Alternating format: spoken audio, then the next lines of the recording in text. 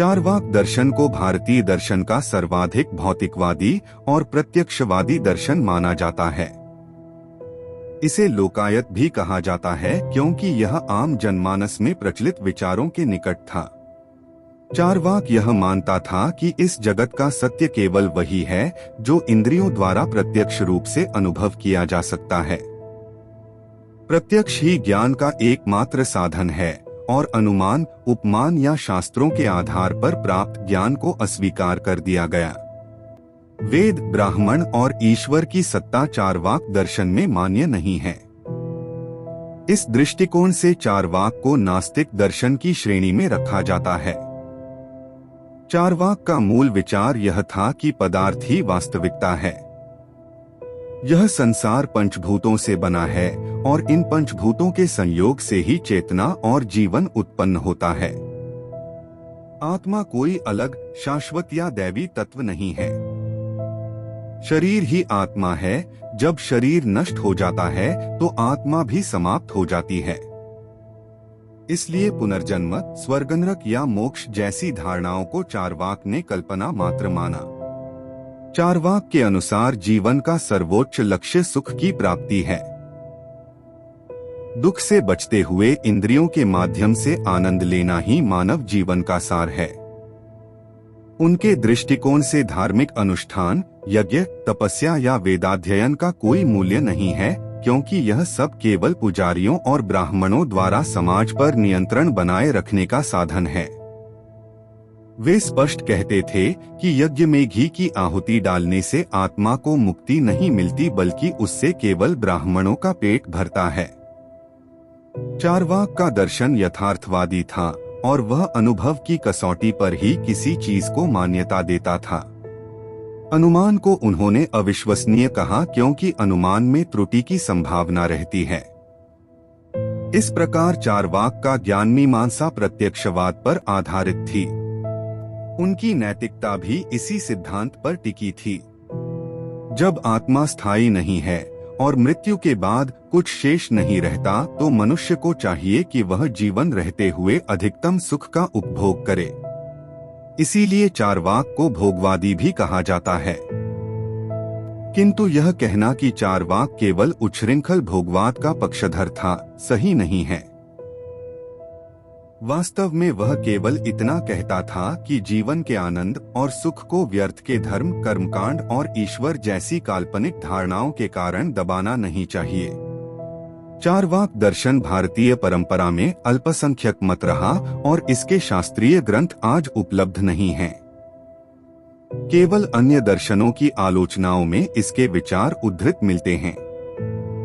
फिर भी यह दर्शन भारतीय चिंतन परंपरा में एक महत्वपूर्ण स्थान रखता है, क्योंकि इसने उस समय के धार्मिक कट्टरपंथ और वेदाधिकारिता को चुनौती दी।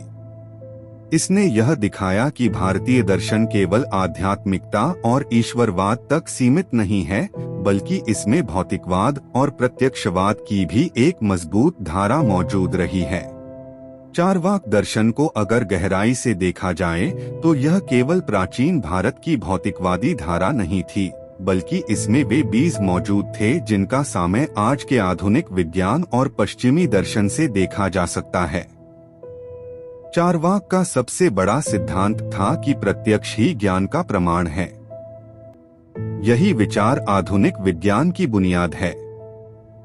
विज्ञान भी वही स्वीकार करता है जिसे प्रयोग, अवलोकन और इंद्रियों द्वारा सत्यापित किया जा सके।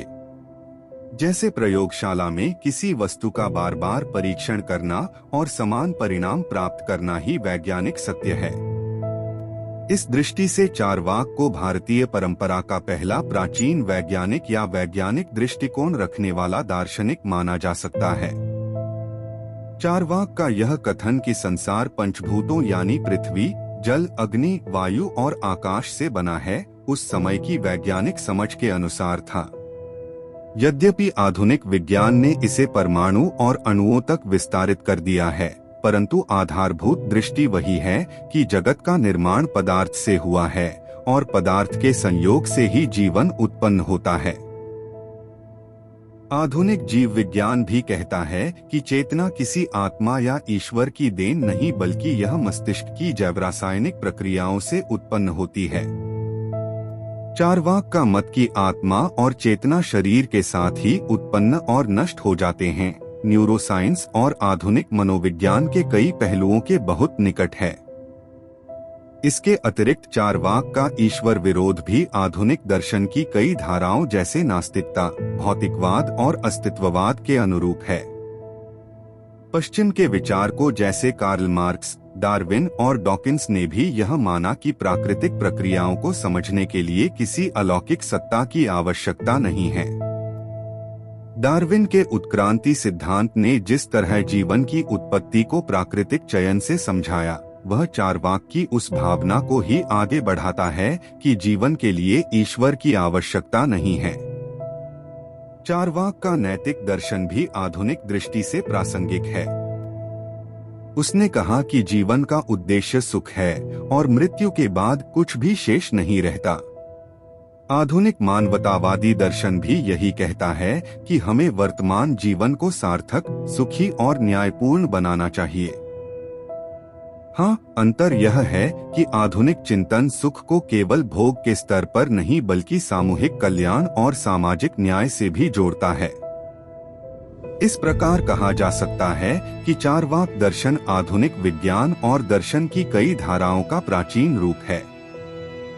यद्यपि उस समय के सीमित ज्ञान और साधनों के कारण इसकी अभिव्यक्ति साधारण थी, लेकिन इसका मूल दृष्टिकोण आज भी प्रासंगिक है।